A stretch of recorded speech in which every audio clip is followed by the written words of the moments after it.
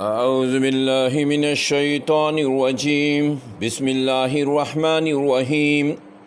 آج کے درس میں ہم انشاءاللہ سورۃ المومنون کی آیت نمبر 42 سے 50 تک پڑھیں گے۔ ارشاد باری تعالیٰ ہے ثم انشأنا من بعدہم قرونا آخرین، ثم انشأنا پھر ہم نے پیدا کیا من بعدہم ان کے بعد قرونا اور قوموں کو، آخرین دوسری اور بہت ساری قوموں کو پیدا کیا۔ کن کے بعد؟ یعنی قوم نوح کے بعد قوم عاد، سمود، اور اس کے بعد بہت ساری اور قوموں کو ہم نے پیدا کیا۔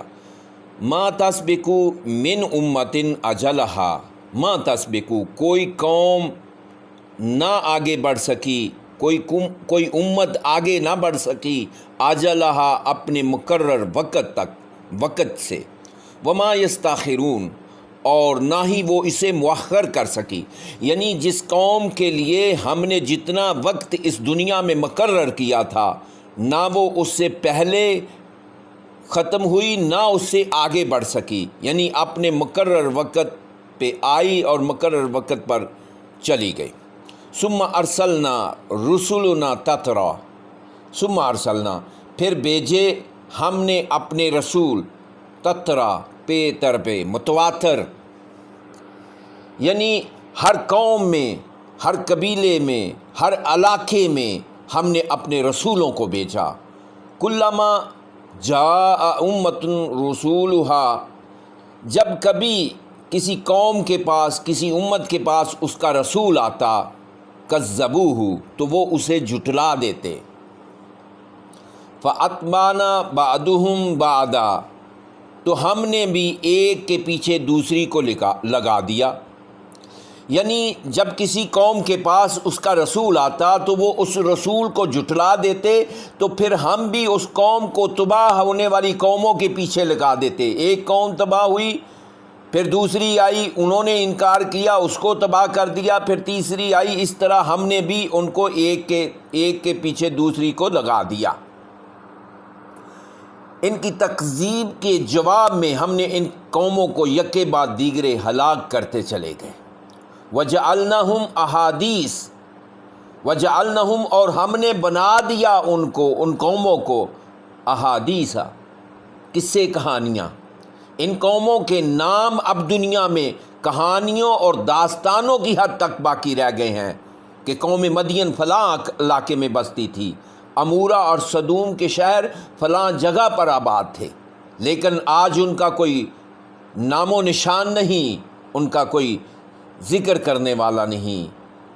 فَبُعْدًا لِقَوْمٍ لَا يُؤْمِنُونَ تو پھٹکار ہے لقوم اس قوم کے لیے لا یؤمنون جو ایمان نہیں لاتی، یعنی ایسی قومیں جو ایمان نہ لائی ان پر اللہ کی پھٹکار ہے، لعنت ہے، دوری ہے۔ ثم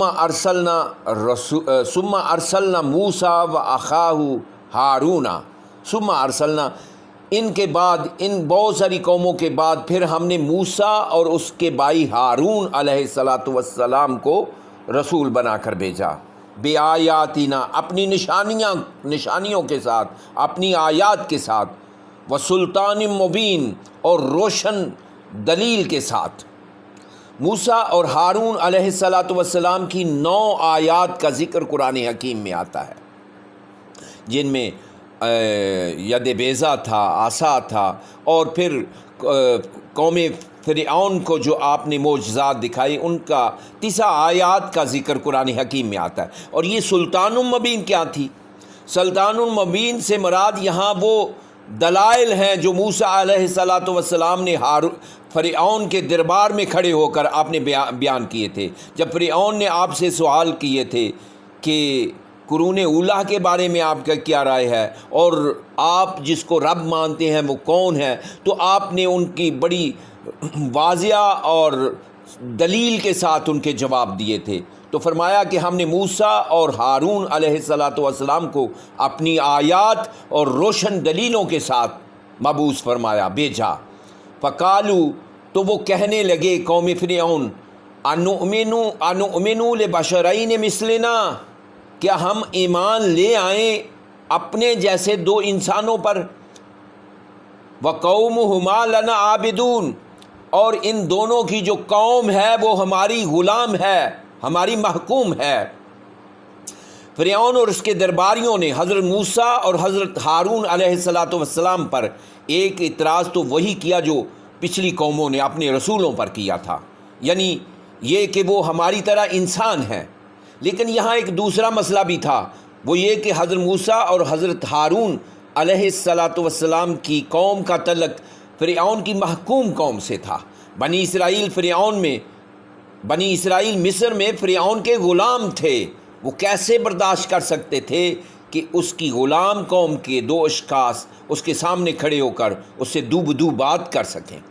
یعنی عابدون سے مراد یہاں یہ ہے، ایسے نہیں تھا کہ وہ فرعون کے سامنے سجدہ کرتے تھے، فرعون کی عبادت کرتے تھے، بلکہ عبادت کا معنی ہے کہ وہ اس کے اطاعت گزار تھے، اس کے حکم کے تابع تھے، اس کے محکوم تھے، اس کے غلام تھے۔ فَكَذَّبُوهُمَا، تو انہوں نے دونوں کو جھٹلا دیا، موسیٰ اور ہارون علیہ السلام کو جھٹلا دیا۔ فَكَانُوا مِنَ الْمُهْلِكِينَ، اور وہ تھے ہلاک ہونے والوں میں سے، یعنی ان کی تقدیر میں لکھا جا چکا تھا کہ انہوں نے ہلاک ہونا ہے، وہ ہلاک ہو کر رہنے والے تھے۔ وَلَقَدْ آتَيْنَا مُوسَى الْكِتَابَ لَعَلَّهُمْ يَهْتَدُونَ، وَلَقَدْ آتَيْنَا مُوسَى الْكِتَابَ، اور ہم نے موسیٰ علیہ السلام کو کتاب یعنی تورات عطا فرمائی، لَعَلَّهُمْ يَهْتَدُونَ، تاکہ وہ ہدایت پائیں۔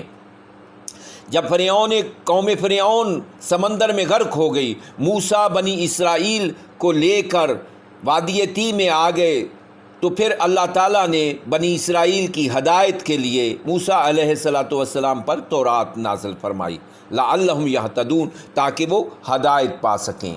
اور پھر آگے فرمایا وجعلنا ابن مریم وامہ آیۃ، اور ہم نے ابن مریم یعنی عیسیٰ علیہ السلام کو اور اس کی ماں کو ایک نشانی بنایا، یعنی عیسیٰ علیہ السلام بھی اللہ کی ایک نشانی تھے، بن باپ کے پیدا ہوئے، اور مریم علیہ السلام بھی اللہ کی ایک نشانی تھی کہ ان کی پرورش معبد میں یعنی بیت المقدس میں ہوئی، اور پھر بغیر شادی کے ان کے ہاں بیٹا پیدا ہوا۔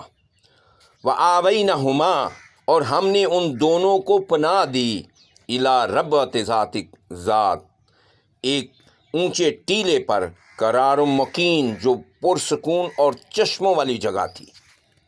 اب یہ کون سی جگہ ہے؟ اس مقام اور زمانے کے بارے میں اختلاف پایا جاتا ہے۔ کچھ مفسرین اکرام کی رائے یہ ہے کہ یہ جو جگہ ہے یہ وہی جگہ ہے جہاں عیسیٰ علیہ السلام کی پیدائش ہوئی تھی، لیکن کچھ کی رائے یہ ہے کہ جب حضرت عیسیٰ علیہ السلام کی پیدائش ہوئی تو اس وقت یہودیوں کا ہیرودس بادشاہ کی حکومت تھی، جو رومن امپائر کے ماتحت یہودیوں کا مقامی بادشاہ تھا۔ تو اس کو خواب آیا کہ ایک لڑکا اس کی سلطنت میں پیدا ہوگا جو اس کی حکومت کو ختم کر دے گا، تو اس نے حکم دے دیا کہ میری سلطنت میں جو بھی بچہ پیدا ہو اس کو قتل کر دو۔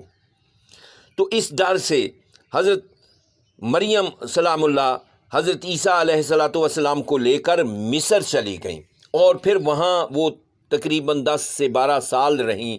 جب اس بادشاہ کی وفات ہو گئی تو پھر عیسیٰ علیہ السلام کو لے کر آپ واپس فلسطین میں آئیں۔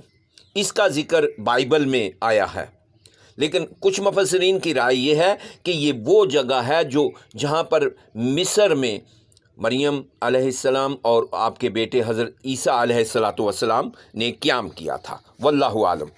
تو اس طرح یہاں ایک آیا مبارکہ میں حضرت عیسیٰ علیہ السلام کا ذکر ہو گیا کہ ہم نے عیسیٰ ابن مریم اور اس کی والدہ حضرت مریم کو ایک نشانی بنایا، اور پھر ہم نے ان کو ایک چشموں والی جگہ، پرسکون جگہ پر پناہ دی۔